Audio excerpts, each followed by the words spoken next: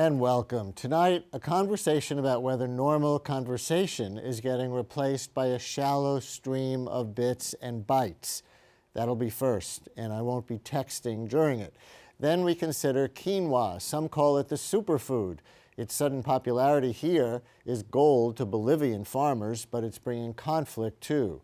Then, American nuns. Many are disturbed by the Vatican labeling them liberal feminists and investigating them. And in our final segment, the City University restores the lost blueprints for Ebbets Field. We take a look and we ask, can a borough long broken-hearted by the departure of the Dodgers fall in love with basketball? First, is simple conversation becoming a lost art? Electronically, we are connected like never before. But are we hearing each other less than ever? Last week, Facebook announced that it expects to have more than 1 billion users by the end of the year. Twitter currently clocks in at 140 million users, sending a total of 340 million tweets a day. But is technology talk a different kind of talk? Sherry Turkle fears it is. She wrote the book Alone Together, Why We Expect More from Technology and Less from Each Other. Maybe you saw her recent New York Times op-ed entitled The Flight from Conversation, and she joins us via Skype from Boston. Professor Turkle, thank you for joining us. Hello from New York. My pleasure.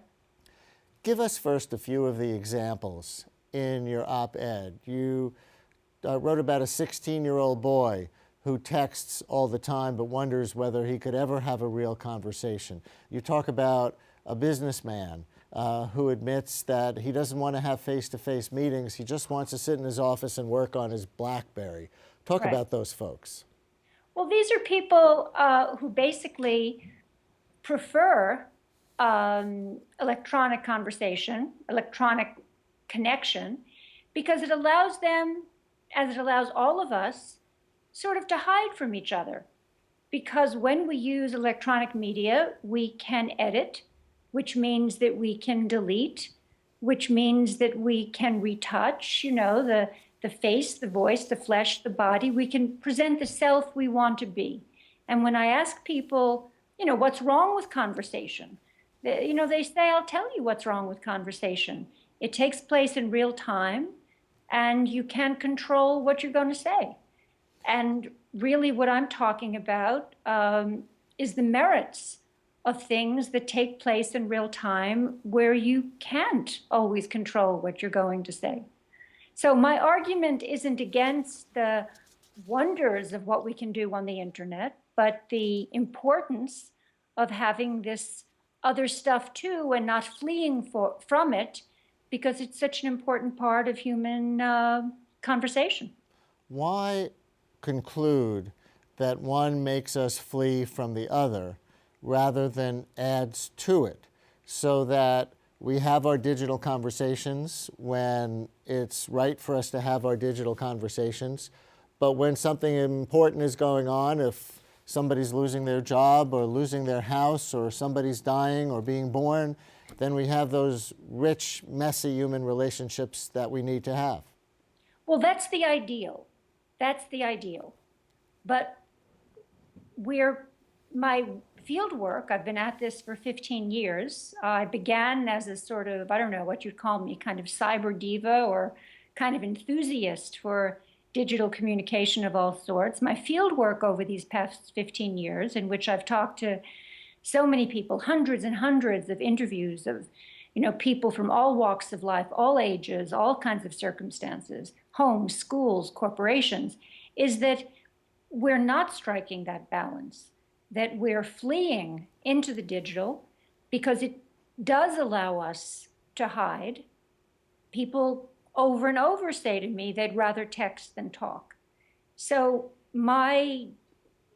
what you're saying is exactly what I'd like to see, but I think that we need to stop for a moment and reflect, because right now that isn't particularly the direction in which we're going. Could it be that more and more time on Facebook, for example? Could it be that the people who would rather text than talk are shy people or socially awkward people who might not even be doing that? I would say I know some individuals who are shy and who feel that being able to text or being able to tweet or communicate on Facebook greases the social wheel for them when they might otherwise have been really alone. Well, absolutely. As a first toe in the water, as a step toward moving toward more, a richer kind of social interaction, that's fantastic. But my work has not been with the shy, the awkward, the people who are need to put a toe in the water to move out into a wider kind of communication. I've been talking with corporate executives, I've been talking with lawyers, I've been talking with management consultants and architects, people who really are not in the category you describe. And what they talk about is the seduction of being able to not do things in real time and of really being able to control where you put your attention. I mean, people text during corporate board meetings. I call it being alone together because we've gotten used to, I call it like, being in a tribe of one. The most important value to people now is having control over where you put your attention. So during faculty meetings, during corporate board meetings, during classes, during meetings of all kinds, during funerals in church and synagogue, I mean, we're into our phones instead of being present very often in the human relations that we're in. And parents, I study families where parents are texting during breakfast and dinner, the precious few half hours that they would have with their kids. People are disappearing into their phones. So I'm not at all arguing against using these technologies as wonderful additions. I'm saying that we have to be a little more vigilant about where we're using them to really avoid each other, because being with each other is hard. Yeah. There's a conversation going on, as you know, about a related article or an article that strikes similar themes to yours in The Atlantic this month. Yes. And there's a piece on Slate that kind of strikes back against that one. It doesn't mention you, but this is by Eric Kleinenberg on Slate. The Atlantic article is called "Is Facebook Making Us Lonely?" And this response, "Facebook isn't making us lonely." And one of the things it says in general is that articles about American alienation may well feel true to those who long for simpler, happier times, but they're built on fables and fantasies. In fact, there's zero evidence that we're more detached or more lonely than ever. Do you have empirical data on this, or do you have your observations and your interviews only? My observations and interviews have been over 15 years, often following the same people. And I've been studying kids, computers, and digital technology for 15 years. I began work on this in 1978. So I have 30 years of studying kids and digital technology.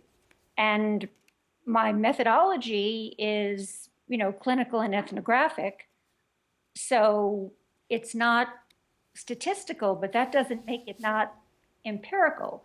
Professor Turkle, could this be nostalgia for a kind of good old days? Could this be generational, where parents lament something that seemed like a simpler time to them, but just like maybe when I was a kid, grown-ups would say, "Oh, you're so tuned out for me, you're always listening to the radio or watching television," and now it's digital communication?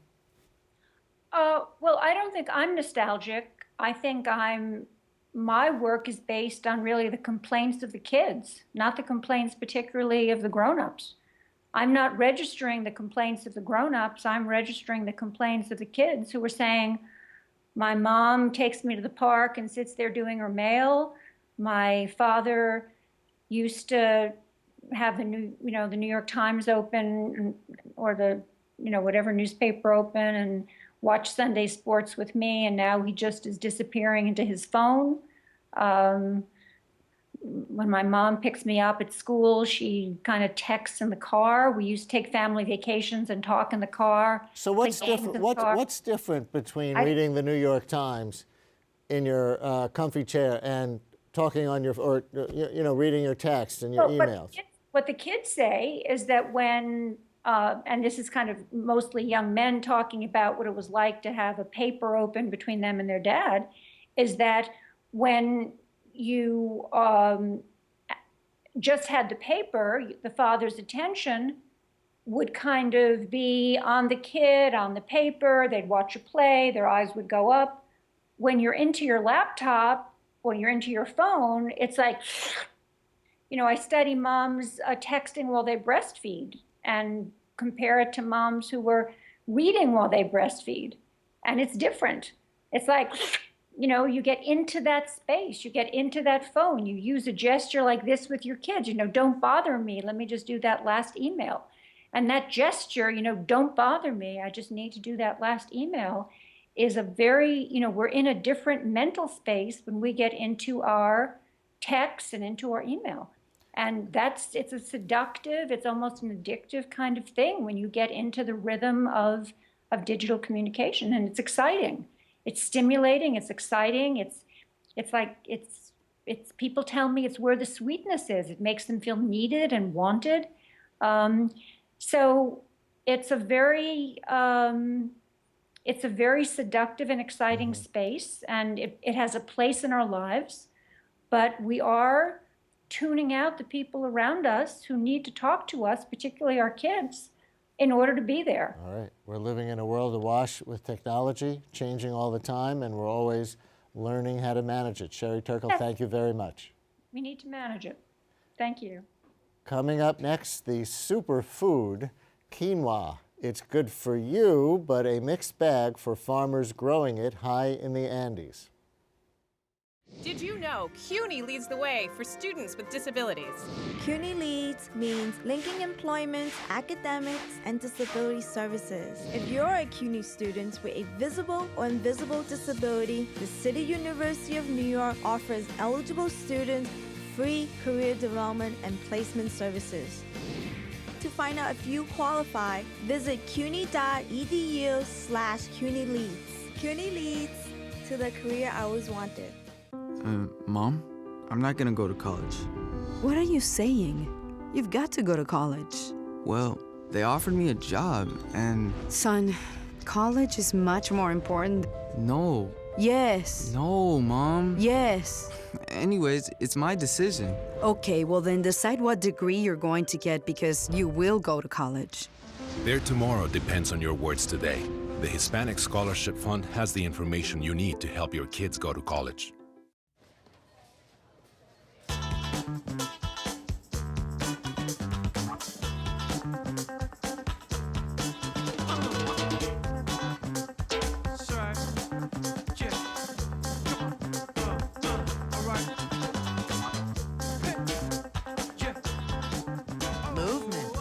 Along with weight loss, it's one of the many ways to fight osteoarthritis pain. For more information on managing pain, go to fightarthritispain.org. Tried quinoa yet? More than a nice change from couscous or pasta, it's the only vegetable that's a complete protein. Got to have rice and beans together to match that. At first, you would find this grain-like superfood only in health food stores. Now you can get it in Costco. Turns out the boom in quinoa has both an up and a downside for the people of the Andes Mountains of Bolivia, where half the world's supply is grown. Reporter Jean Freidman-Rudovsky has been following the story. Her coverage for Time.com will soon appear in the print edition. She joins us via Skype from La Paz. Hello from New York. Thank you so much for coming on with us. No problem. Thanks for having me. First, the upside. Quinoa has brought some prosperity to the Andes.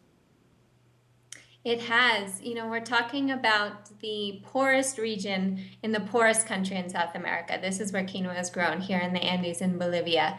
And so, in 1980, a 100-pound sack of quinoa sold for $3. Obviously, that price went way up over the past 30 years. And in the past 5 years alone, the price has tripled, and that now sells for $100. And it's creating, it's really improving conditions for people here in Bolivia, particularly in this poor region. More people are going to school, people are expanding their homes, they're able to buy tractors and buy cars. And so it's been a real blessing for some farmers who before were purely subsistence farmers. And I gather that there's no middleman in many cases. Farmers can get this to market directly themselves. Exactly. Bolivia has a very strong organized labor movement, and the quinoa growers are no exception. They organized themselves decades ago, even before there was this sort of huge interest from the US and Europe in wanting to import quinoa. And so that meant when this demand did occur, when importers started approaching Bolivians about wanting to bring quinoa into their countries, the grower said, sure, but we're going to do it directly. And so they, not only reap the benefits of growing the quinoa, but they reap the benefits of exporting it directly to the consumers in the US and in Europe. And I gather they reap the benefits of more nutritious school lunches for their own children, because maybe health food aficionados in this country had heard of quinoa, but most people in Bolivia itself had not, correct? Exactly. It's an ironic twist on what's happened here. Quinoa in Bolivia was always considered la comida de indios, or essentially food for Indians, food for poor people. And so all around Bolivia, people either didn't know about quinoa or didn't like it because they considered it a poor person's food. Then once the US and Europe started importing it and started publishing reports about how nutritious it was, suddenly the Bolivian government and Bolivians here said, oh, this is ours. We can use it for our own benefit. And so now there are several programs. They're including it in school lunches, as you said. They're including it in nutrition baskets for new mothers. And in fact, 2013, the UN has just declared it to be the year of the quinoa.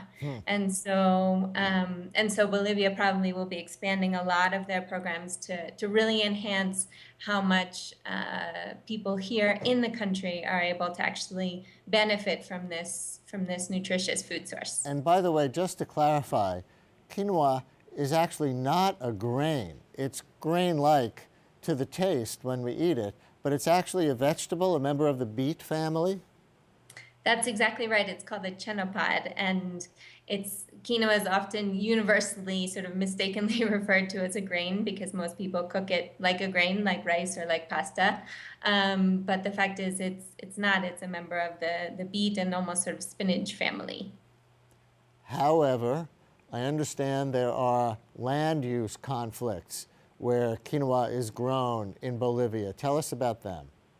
Yeah, there are, and this is sort of what caught my eye and why I wanted to look into this story is there are some downsides to the fact that this has become such a popular dish in the United States and Europe. And in February, there were some very strong conflicts regarding land. Two separate sort of warring states here in Bolivia, neighboring states, both wanted to claim new quinoa growing territories as their own.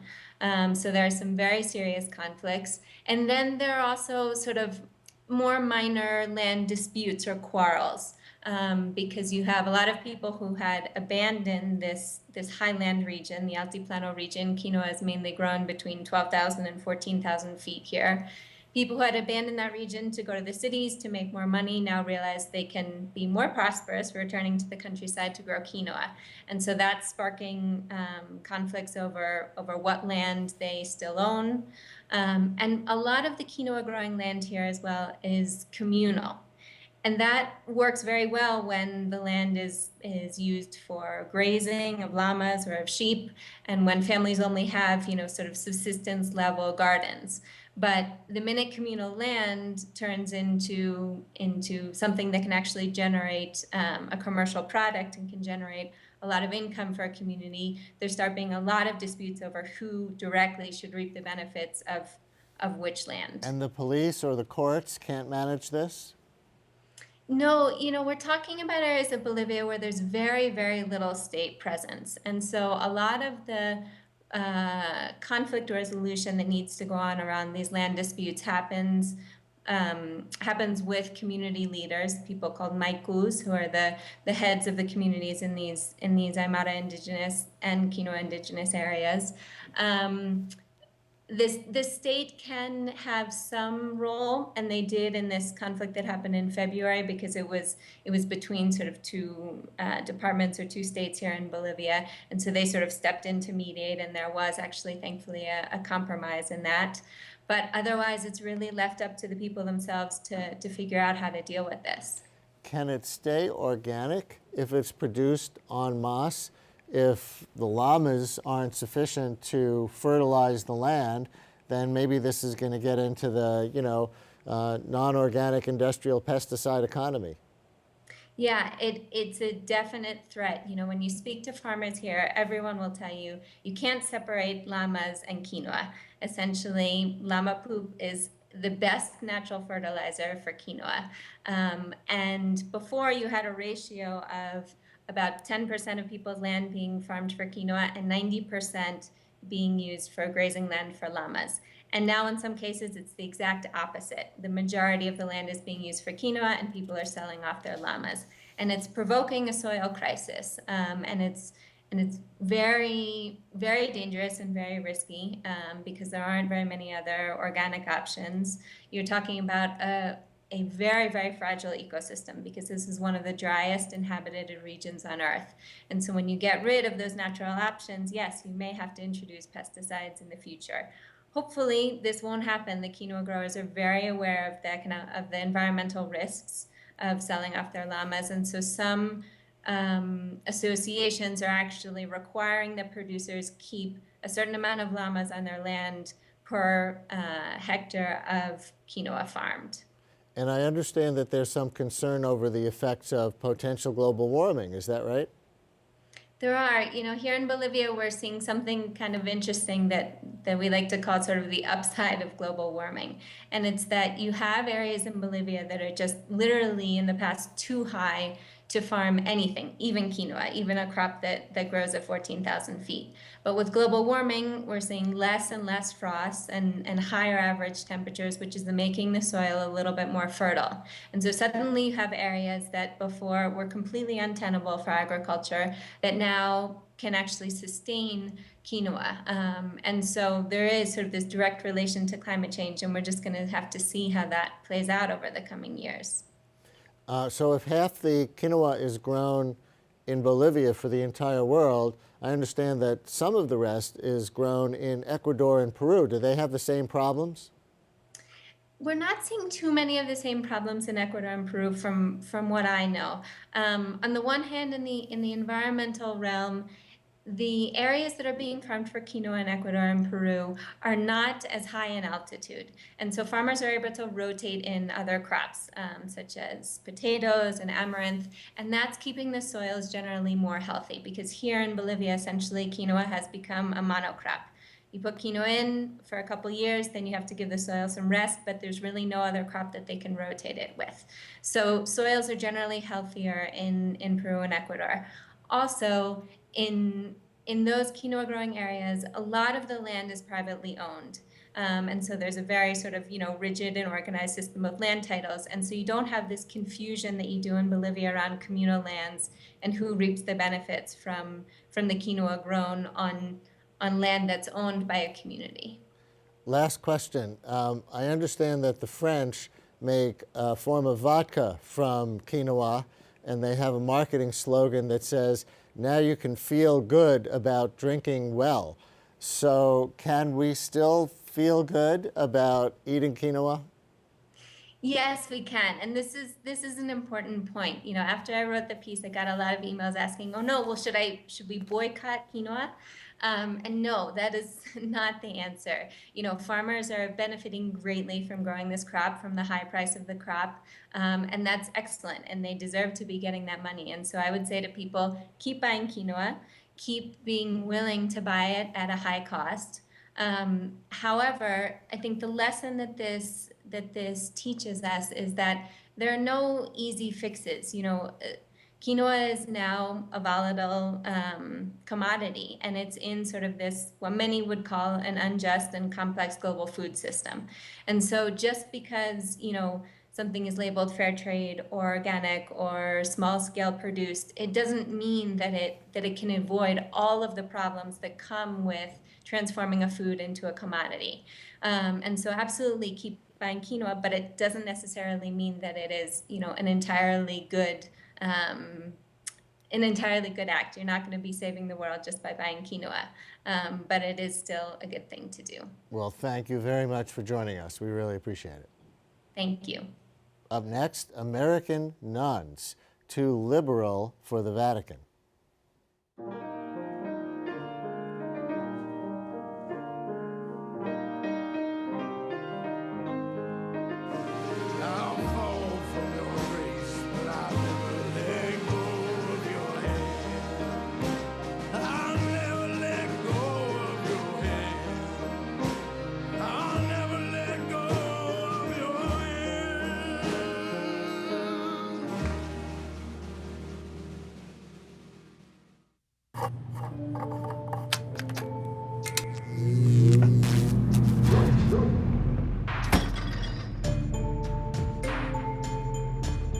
Traditional light bulbs actually generate 9 times more heat than light.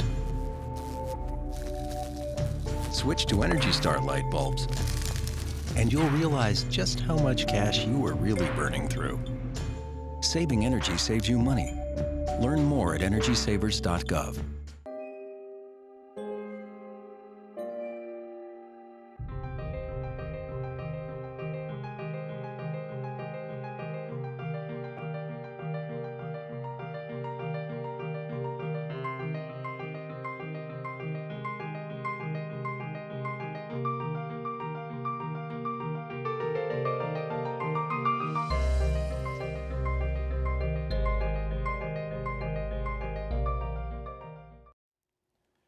On their annual pilgrimage to the Vatican last month, 4 Catholic nuns from America were stunned as they were handed a report condemning their group for promoting radical feminist themes, liberal stands on female priests, homosexuality, contraception, and more.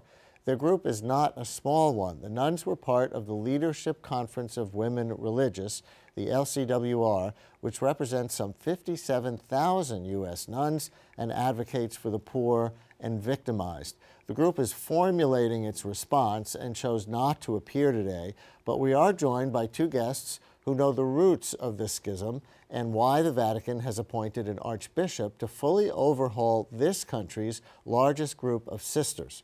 Notre Dame historian Kathleen Cummings is the author of New Women of the Old Faith, Gender and American Catholicism in the Progressive Era. She joins us via Skype from South Bend, Indiana. Here in the studio, Father James Martin, contributing editor to America, the National Catholic magazine. Among his recent books, Between Heaven and Mirth, the Jesuit Guide to Almost Everything. Welcome to both of you. Thank you. Thank you.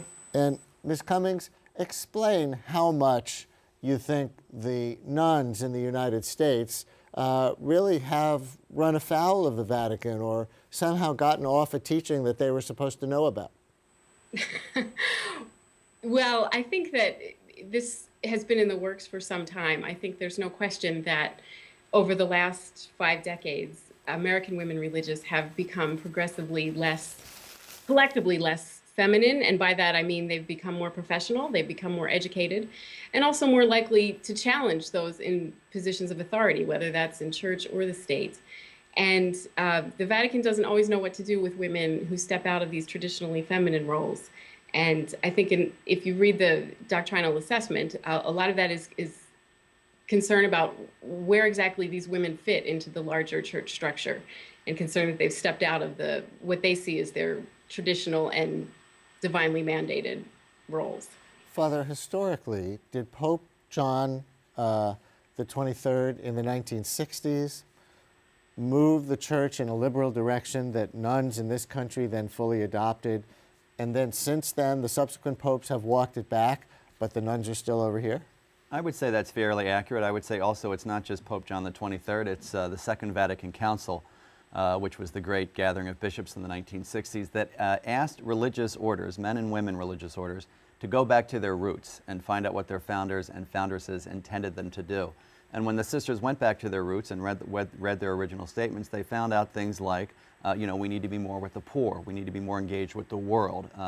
The Second Vatican Council was an updating and a reform, and it asked the sisters and brothers and priests of religious orders specifically to reform and renew their orders. And so a lot of sisters are saying now, we did that, we did just that, and in a sense now we're being critiqued for being obedient to those reforms. So what's your understanding of what the Vatican's actually upset about?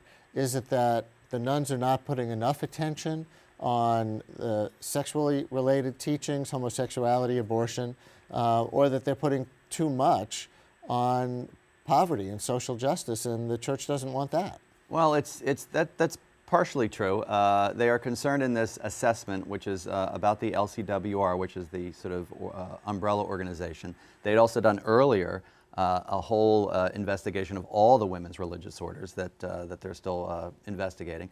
But they're looking at the assemblies of the LCWR, the kinds of speakers they have. They're looking at some of their public statements, which, as you say, the Vatican thinks are not as strong on things like homosexuality and sexual issues. And they're also looking at what they call radical feminism, that they think sort of pervades the LCWR and some of these religious orders. So it's a kind of grab bag of things they're upset about. Ms. Cummings, why is it that if the Church is supposed to be very concerned about both the sexual teachings and the social justice teachings, that we've never seen a bishop in this country or a priest refuse to give communion to a politician for not being progressive enough on anti-poverty issues or social justice issues? We only ever see it come up in the news when a politician is for abortion rights. Well, I think that's a question that a lot of people are asking right now. And I think in terms of sisters, to continue what Father Martin was talking about, when they think about their focus on poverty and on social justice, that's something that they've done all along. And if you look at when most sisters were engaged in teaching in parochial schools in the 19th and well into the 20th century, they were serving a very poor population, by and large, the children of immigrants in the working class. And I think that's behind what a lot of this is, that they see Vatican officials see sisters as stepping out of their traditional roles, but sisters see it as really continuing to stand with people who are on the margins of society. But that no longer means teaching in parochial schools for many of them. So, Father Martin, where does the Church stand on fighting poverty? Where does the Church stand on critiquing capitalism, and American capitalism in particular, at this time? Well, the Church has always stood for the poor, and you look at some of the Catholic social teaching documents, and they're very, you would say, radical in terms of their critique on capitalism. Pope John Paul II, Pope Benedict, very strong on those things. But as Professor Cummings was saying, what they're saying about the LCWR is, you're not spending enough time on these other issues that we think are important: abortion, pro-life, contraception, homosexuality. You're spending too much time on the other things. So in a sense, it's a critique of where they're being silent. The Vatican thinks they're being too silent about certain issues while spending all of their political capital or their religious capital on other issues that the Vatican thinks is not a good balance for them. Also, didn't the nuns as a group support the Obama health reform law while the bishops as a group opposed it? They did. The LCWR, I think, came out fairly strongly for that, as well as other Catholic healthcare organizations. But it's important to say that this assessment was taking place a long time before all this healthcare stuff was coming up. So these are more theological concerns, I think, that the Vatican has. Ms. Cummings, how do you understand the difference between the nuns and the bishops on health reform? On health reform, well, I think that sisters are coming at it from a feminist perspective, but not the radical feminism that is hinted at in the doctrinal assessment, or there are a lot of innuendos about what that is, about they equate feminism by and large with something that's going to challenge the church structure and the world order, but there's really nothing in feminism in the actual definition that would be incompatible with Catholic teaching. And I think in supporting the healthcare reform, sisters see it as an act that does have an agenda that would support, the act would support women and it would support all Americans. It's a matter of social justice. But they see it as something, the bishops would see it as something that's very threatening to Catholic teaching. But sisters wouldn't see it that way, and part of it is because of their feminism. Would you say that feminism is very strong among many nuns? Would they use that word? I would, but I would be careful to say that it's feminism as it's defined by those who actually study and read feminist teaching, and not how it's defined in the media, and how it's used by many people who are critical of nuns. That it's essentially a belief that men and women are of inherently equal worth. That at its most basic, that's what feminism is. And that's what sisters try to do. As one of the better known sisters, Sister Joan Chittister, said, feminism is not about turning men into women or women into men. It's about turning both into full human beings. And I think that that's what sisters try to do. So yes, I think many of them would embrace the term feminist, but there's a lot of misconceptions about what feminism actually is. And I think that many Catholics see feminists as, and much of feminism as something that's evil, when in fact, if you actually get your definition from feminism, from people who write about feminism itself, from scholars of it, you'll see that there's nothing in that definition that's incompatible with Catholic teaching. Well, except that, Father Martin, if I understood Ms. Cummings' definition of feminism correctly there, it would lead nuns to conclude that they should be allowed to be priests. It could. I think Professor Cummings is right, though. I think that there's a misunderstanding of what feminism is. The document uses the term radical feminism, and I don't think that most nuns do believe in radical feminism, which is a certain kind of feminism. And so I think, as the professor was saying, these terms are being thrown around, often kind of at the nuns unfairly. The idea that women should have equal dignity, I think, is something that everyone can embrace. So I think it's really unfortunate that term was used in the document. You're here in New York, Father Martin. How do you see the role of nuns in general around here, and how might this document and this investigation change the lives and the professional role of nuns in our city? Well, in New York City, the nuns are the backbone of the church, basically. Catholic sisters, built the parochial school system. They labored in schools. I think it's important for viewers and listeners to know that they did so without pay, right? They take a vow of poverty, and what little pay they get, what little salaries they got, went into their religious orders. So they're working in soup kitchens, they're doing spiritual direction, they're working in jails. They're incredible. They built the church in this city. Without the sisters in this city, the church would collapse, basically. So I think that it remains to be seen how the LCWR investigation is going to affect them, because we don't know how the LCWR is really going to be changed. I think one of the sad things is that this is coming, towards the end of many sisters' lives. The average age is, 70s to 75. And a lot of these sisters have been really saddened by, shall we say, at least the tone of the Vatican document. It's hard to recruit. There are not younger nuns coming into the pipeline? There are younger nuns coming into both, I would say, progressive and traditional orders. The traditional orders, I just spoke to someone who's researching this, are getting about 2/3 of the vocations. The progressive orders are getting about 1/3, but overall they're kind of tapering off, I would say. And so some of the bigger orders that a lot of people are familiar with in the city, Mercy Sisters, Daughters of Charity, Sisters of Charity, places like that, they're getting fewer and fewer vocations. So, which also means that the sisters who are older are having to do more work. So, Professor Cummings, before you go, what worries you about this rising conflict, and where do you think it might go? Because the nuns organization is still formulating its response. Do they fight back? Do they apologize? What's going to happen, and what worries you about it? I think that it saddens me more than worries me. It saddens me that sisters find themselves in this situation right now, and I think a lot of Catholics would agree with that.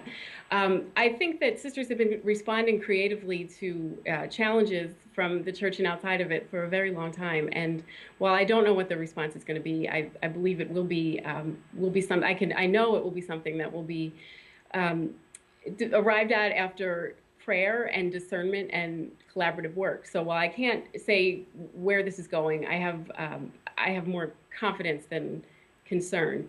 I do think sisters are not, one of the reasons LCWR was founded in 1956 was to encourage sisters to think of themselves not so much as a Franciscan or a Dominican or a sister of St. Joseph, but to think of them as a sister and to develop that identity. And part of the reason they're in this situation now is that they have begun to think of themselves collectively as sisters and what that might mean.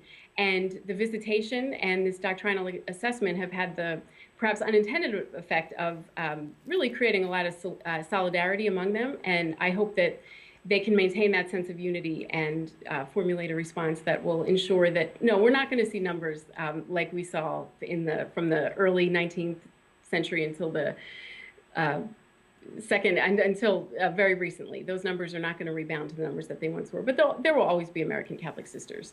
And I just hope that they are able to continue to do the work that they're called to do. Well, there have been a few in recent years, and now another challenge for the American Catholic Church. Professor Cummings and Father Martin, thank you both so much for being on today. You're welcome. You're welcome. After a break, nostalgia, the blueprints for Ebbets Field revealed, and hoop dreams. Will Brooklyn learn to love the Nets? Takeout meals for just $12.99. Call it. Sherry Pearson. You are the sole surviving heir of the King of Montanopolis, and you are now worth $45 million. I'm rich! This can't be real. Of course it's not real. Come on. Having money isn't about luck. Like that takeout meal. Cook at home instead, you can save thousands a year. Feed me. Feed the pig.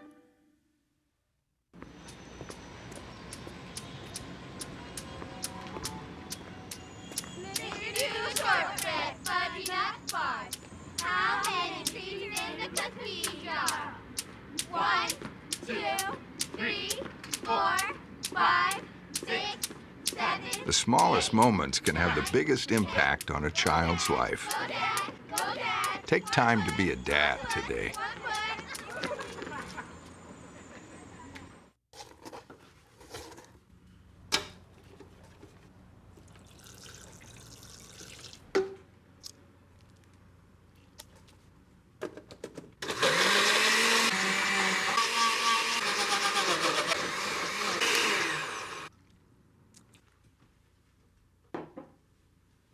The smallest moments can have the biggest impact on a child's life. Take time to be a dad today. If you're one of those who considers Ebbets Field an icon, it was the ballpark where the Dodgers played until their defection from Brooklyn to Los Angeles in 1957, listen up. For the very first time, the blueprints of that storied stadium are on view to the public. They're part of the exhibit Ebbets Field and the Brooklyn Dodgers at the Brooklyn College Library. Here to tell us more is the curator of the exhibit, Robin Potter. Welcome to the show. Thank you, Brian. We're going to put some images right up on the screen, and I wonder if you could walk us through these a little bit. What are we looking at here? Okay, so here we have one of the facades of Ebbets Field. You can see over to the left is a little bit of the sort of entranceway. And some openings that would have led to the grandstands.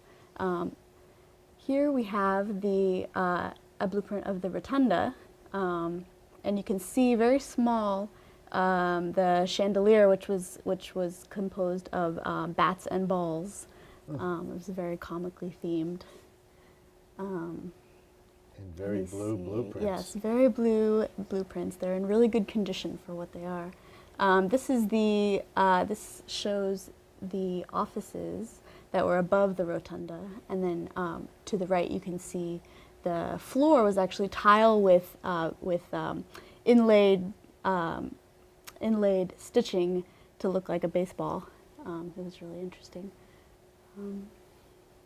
Yeah, here's a closer view of the rotunda with the crazy chandelier of bats and balls. And in this view, it almost looks like a domed stadium of today, which of course Ebbets Field would not have been. So why does it look like that? Well, that was, why? I'm sorry, why was it? Well, it looked like it was covered on the top, like those points were meeting.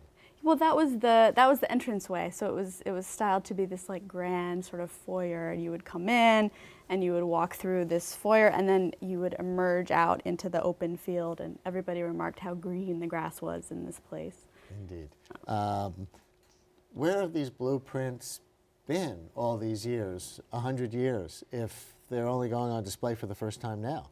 Well, they've had sort of a long history. They were hidden away in the basement of some municipal building for years and years, and they were found by Rod Kennedy, who's a writer who lives in Manhattan, and he sort of searched and searched for these blueprints, and he finally found them. And then he was holding on to them for at least 20 years, looking for a place to exhibit them and show them.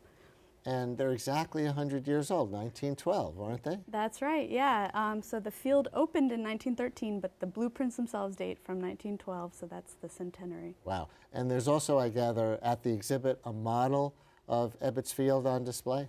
That's right. That was donated by an alum of the wife of an alum of Brooklyn College, and I believe it's one of roughly 40 models that were constructed. It's just really quaint.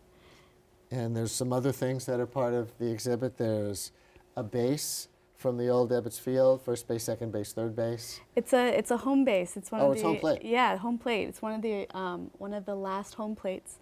We're not sure if it was actually stepped on by a Dodger or slid on by a Dodger, but it was definitely in there. And cartoons. Yes, we have a cartoon of the Knothole Gang, which was a children's group for Ebbets Field, and it was signed by all the Dodgers of 1949, including Jackie Robinson. Who is coming to see this exhibit? You would have to be, I guess, 60 years old to have been 5 when the Dodgers left. So to have been a fan long enough to really form an attachment, are your visitors mostly 65 plus? Well, we have a lot of people that are interested in the show, of all ages. The Brooklyn College Alumni Association has a lot of visitors coming through, but I mean, students are visiting. There's a lot of baseball fans, young and old, that are going to be interested in What's the show. it like for you to hear the stories and have contact with some of the old Dodger fans for whom it really was one of the incredible betrayals of their lives when the Dodgers left town? You know, there's an old joke, I forget who said it, and it's a little in bad taste, but it's the 3 biggest villains of the 20th century were Hitler, Stalin, and Walter O'Malley, the owner who moved the Dodgers to Los Angeles. Do you feel that emotion still when you meet some of these people? I mean, you can definitely, the more I learn about the Dodgers, the more I see what a absence there is in Brooklyn now by not having a team like this. And yeah, I mean, people are really heartbroken. They have such good memories of this place, and they, you know, I mean, it's really tough for them. Which brings us perfectly to our next conversation, so thank you very much. Good luck with the exhibit. Thank you, Brian. And coming up after the break, from the Brooklyn team of yesterday to the Brooklyn team of tomorrow, will the borough welcome the Nets?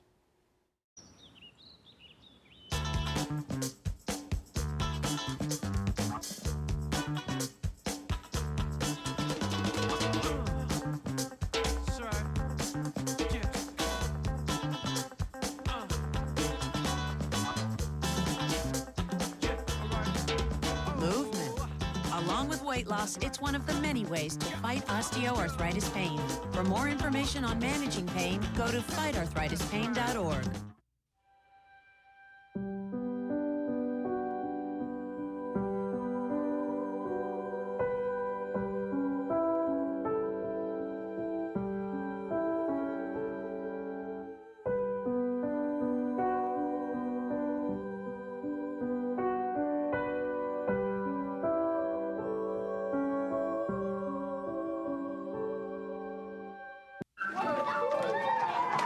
I'm lucky.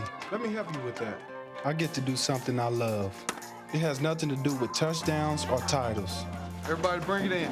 I get to play a part in the life of someone just starting out. How many of you think homework is just as important as teamwork? I help keep kids in school. Good. And that's the name of the game. My name is LaDainian Thomason. I don't just wear the shirt, I live it. Give, advocate, volunteer. Live United. So this week, the Brooklyn Nets unveiled their new logo, a black and white shield designed by part owner Jay-Z. But will Brooklyn embrace the team, especially after the years-long fight over Atlantic Yards, where the stadium is going to be? Wall Street Journal sports columnist Jason Gay lives right down the street from the Barclays Center, so he's been giving the team a lot of thought, and he's here now to share some of those thoughts with us. Hey, Jason. How are you? First of all, you got a T-shirt. Yeah, I got a visual aid. This is one of the many T-shirts which were released today by the team. This is just the Brooklyn name, no nets anywhere, very sort of basic, old school looking. Here, I'm going to hold this up Yeah. to the camera so people can see what we're talking about. Yeah. And it is very 1950s. Yeah, the old Brooklyn Dodgers could have worn something like this, right? That's right. It's a retro look, nothing fancy to it, and the colors, black and white. They're the only team in the National Basketball Association with those colors. The actual logo is black and white? The actual logo is black and white, and the branding of this team is all about Brooklyn. I mean, they didn't really make a big deal about nets. They're bringing it over, but that's about it. And here's another version of it. Yep. With the shield, and I guess the B is for Brooklyn. And then right there in the official logo, it includes the word Brooklyn underneath the shield. That's right.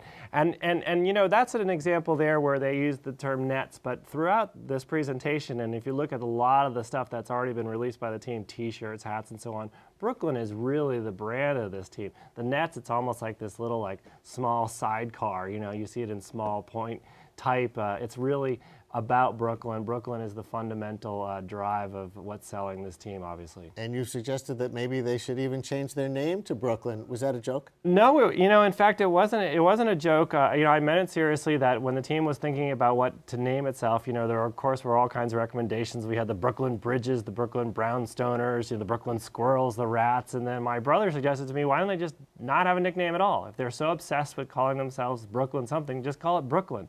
And I wrote about this, and the next day got a phone call from a gentleman who runs an advertising agency called Pitch, who told me he actually had pitched the idea to the Nets owners about 9 months ago. So it had come up. And they have this, I think not so much in the NBA, but in some sports, they have these collective noun names of teams. Yes. Help me out with this. You mean like a Manchester United or something like that? Or That's a good one, or the yeah. Sting. Right, or, yeah, of course. Yeah. That didn't come to light. Obviously, they clung to the Nets name, which they had, of course, over in New Jersey. But Brooklyn, of course, will be the sales drive, at least from the team's perspective. So it seems to me to make a lot of sense to brand it very much in terms of Brooklyn. Brooklyn is a huge borough. Population is in the millions. They could compete with the Knicks, it seems to me, for a fan base without hardly going outside of their borough. Maybe also to Long Island, because maybe it's a little easier to drive. It probably isn't easier to drive to Brooklyn, but you can take the LIRR right to either place. So Brooklyn, Brooklyn, Brooklyn. You've just outlined the dream. I mean, I think that's what they, in their wildest fantasy, want to see this team on a level with what the New York Knicks have, obviously, at Madison Square Garden. That is a hub, that is a transit hub. A lot of questions, though, remain in terms of, how it's all going to work, what kind of congestion, what kind of impact it'll have upon the neighborhood. Obviously, a very adversarial, controversial beginning to this project, and still so. With the Atlantic Yards project. Yeah. But do you think that will matter once the team moves there, or are there just enough people in enough places outside of that immediate neighborhood in Brooklyn that soon that's going to be forgotten? It's so hard to say. I mean, we're sitting here talking about this is the first major professional franchise in Brooklyn since the Dodgers left town. So it's very hard to say how this is going to be received by the public. We live in very fickle times. I can't imagine if the Nets were to string together a bunch of 22 and 44 seasons like they did this year, a very poor season, that you would see Brooklyn remain loyal for a long period of time. However, as we've seen in numerous places, winning is the great cure-all. People remain loyal to the Mets, and they don't seem to win very much, and to the Jets. Yeah, although, you go to a Citi Field game on a Tuesday night, in April, I don't know if you see a lot of fan loyalty. I mean, winning is the most important thing for this franchise more than anything else. Does this change the finances of the franchise? Will they have more money to invest now in star players to build a winning team? That's a really good question, and the reason why it's important is because they really are going to be possibly starting from scratch here. They're on the verge possibly of losing their best player, point guard Deron Williams, who is a free agent this season. They had hoped to re-sign him before he became a free agent, but the Nets are going to be in the market to bring a lot of players to this team. They had hoped to get somebody like on the level of a LeBron James or Carmelo Anthony. It did not happen, so they're really rebuilding this team on the go. And they will have time in this off season that's about to start to do that for this fall before opening day? Yes, that will be the focus. You know, in addition to getting the arena ready, there's opening with a big concert by Jay-Z, as you mentioned, the part owner of the team, and the team will get underway there probably sometime in late October. You think it'll have a different culture than the Knicks? I hope so. I mean, I think, you know, anyone who's been to Madison Square Garden to watch a Knicks game has seen that it's, you know, sometimes feels like a rarefied crowd, a lot of corporate entertaining, a lot of VIPs. Of course, we're used to the courtside celebrities. I would like, you know, Barclays to feel a little bit more of a family feel, maybe a little bit more of a neighborhood feel. Brooklyn is a city of neighborhoods or a borough of neighborhoods, and if the arena reflected that, that'd be great. And one thing I see they're doing is putting in parking for 400 bicycles. That's right. I'm not aware if it has unicycle specific parking, but it does have 400 bike spaces, and so I think that's a wonderful thing to encourage people riding to the game because it's a very traffic laden area. But will you have to sell your bicycle to afford a seat as you do for the Knicks games? That's a very good question. They haven't announced ticket prices yet? They have. You know, there are ticket packages available now. They've been on sale for a while. There are more being made available to the public. You know, single game tickets have yet to be sold, but you know, they will be a hot ticket, I think, at least initially.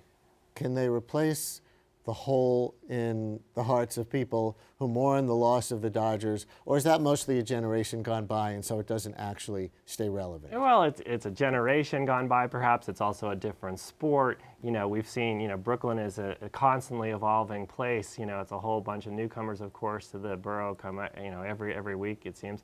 But this is going to be an unusual situation for Brooklyn. As you know, we've seen the borough's profile just, you know, rise and rise in popular culture. This is the first big franchise of sports that they've had there in a long, long time. Do we know the date of the first game yet? It's not locked in stone. The NBA is going to do its schedule after this current playoff schedule is finished, but usually it's the end of October. So before Halloween, you'll see a Nets game in Brooklyn. Let's take one final look at this black and white logo for the Nets.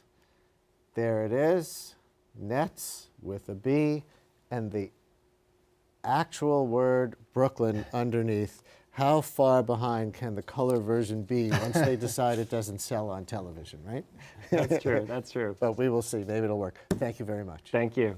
And that's it for this week's show. We roll out a new episode Wednesday nights at 7:30, or see us anytime at CUNY.TV. Next week, Chester Higgins, the preeminent photographer of the African diaspora.